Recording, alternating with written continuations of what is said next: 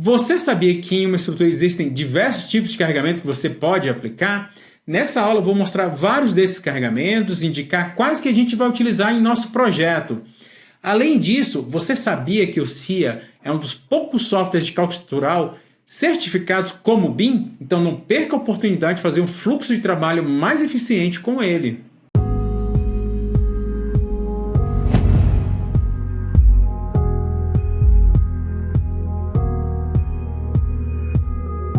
Então estamos aqui no SimGenie, onde que a gente configura as cargas aqui. Você vai vir aqui no canto superior direito, você já vai ter o carregamento peso próprio definido. Você vai clicar aqui embaixo, gerenciar casos de carga. Outro ponto que você pode acessar também, os carregamentos, é aqui, ó, carregamentos. Você vai ter a parte de casos de carga.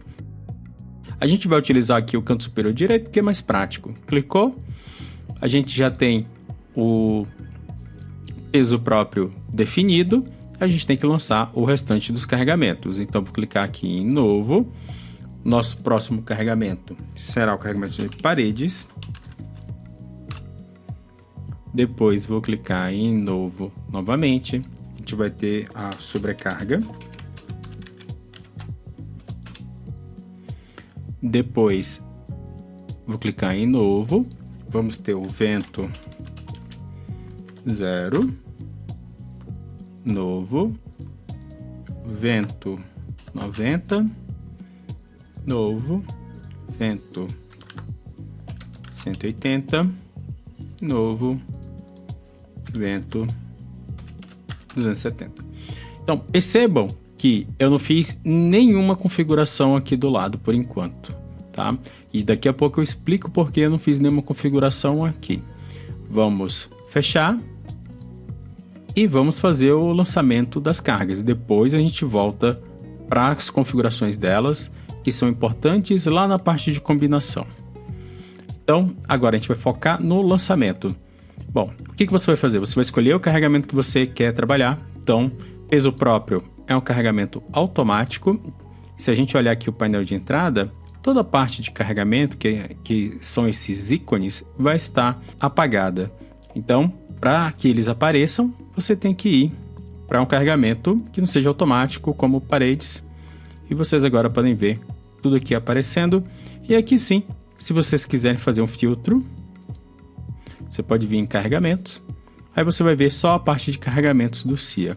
Então aqui existem diversos tipos de carregamento que vocês podem aplicar dentro do SimGenie. Então eu vou apenas exemplificar aqui com alguns deles. Vamos pegar aqui algum ponto da estrutura.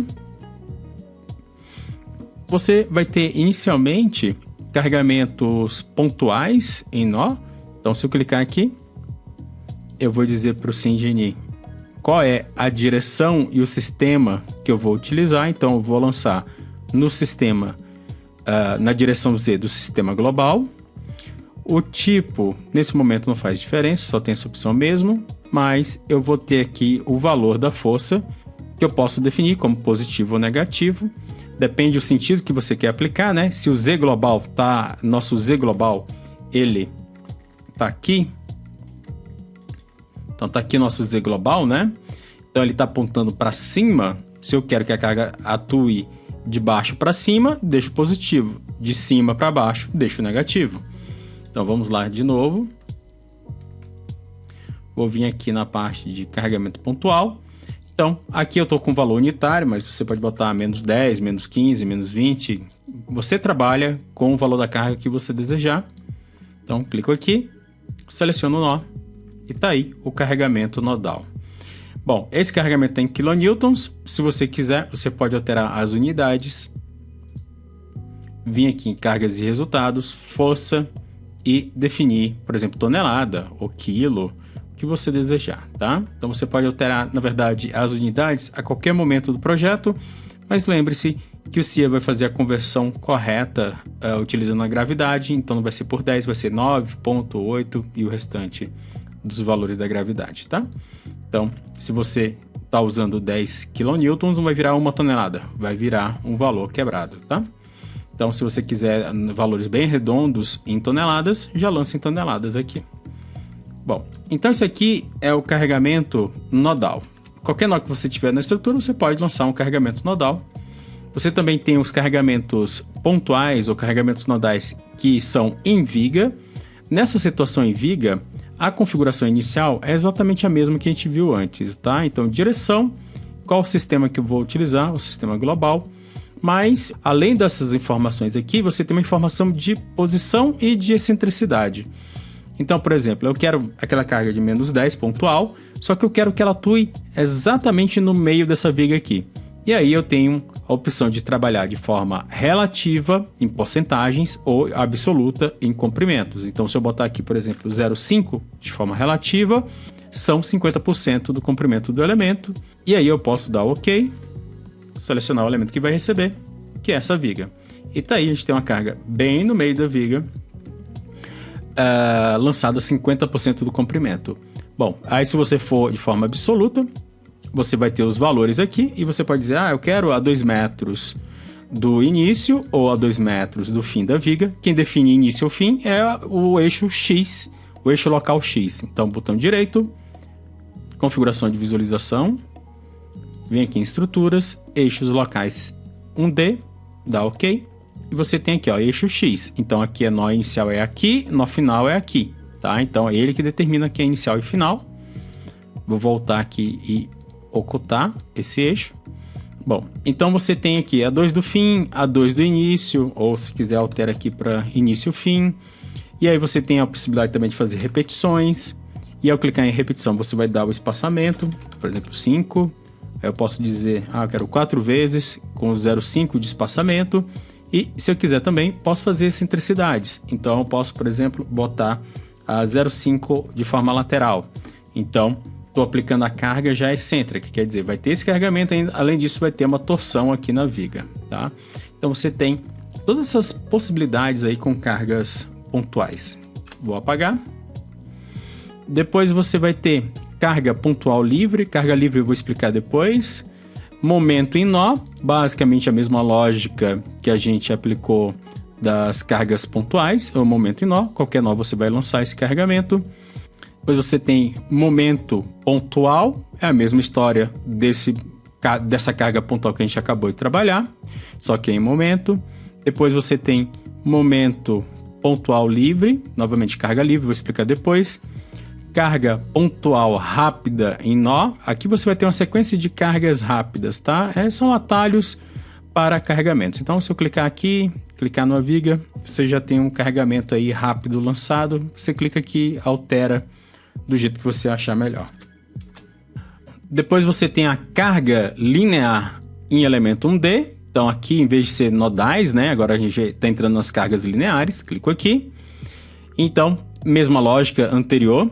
Então você tem a direção e o sistema, só que aqui ele está apontando para o sistema local. O sistema local é aqueles eixos que a gente acabou de ativar, né? O eixo local da barra. Onde a gente tem X aqui longitudinal, Z para cima e Y para o lado, tá? Então, ele vai... Você pode lançar em cima do sistema local ou sistema global, tá? Você define o que é o mais conveniente para você. Os valores do carregamento, eu vou botar aqui -10, por exemplo. E, novamente, a gente vai ter um sistema de comprimentos e excentricidades. Vamos lançar para vocês entenderem melhor. Então, lançando aqui nessa viga. Bom... Clicando na carga, tudo no CIA, lembre-se, tudo no CIA tem propriedades, então a gente vai editar as propriedades desse carregamento e você tem aqui definição de coordenadas relativas de 0 a 1. Então, de 0 a 100% do comprimento, a gente está lançando esse carregamento. Se eu disser aqui 0,5, a gente vai ter só metade do comprimento carregado. Posso dizer 0,25. Então, aqui eu estou trabalhando com porcentagens. Você pode alterar para absoluto, que são comprimentos, e dizer eu quero de 1 a 3, e aí você vai configurando aqui de acordo com o seu carregamento necessário, né? Então vou botar aqui de forma relativa novamente, de 0 a 1, para ele correr todo o comprimento, e ainda posso fazer aquele mesmo sistema de excentricidade que a gente viu antes, posso deslocar o carregamento para fora do elemento e ter aqui uma torção. Essa excentricidade pode ser tanto em Y quanto em Z.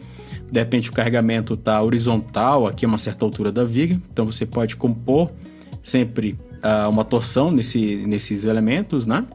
Bom, isso aí é o nosso carregamento linear. Sim, e claro, ele pode ser trapezoidal. Você pode ter uma variação de alturas, né? Então, por exemplo, aqui, menos 20 a 10, tá? Então, você pode fazer seus carregamentos também trapezoidais. Então, vou apagar.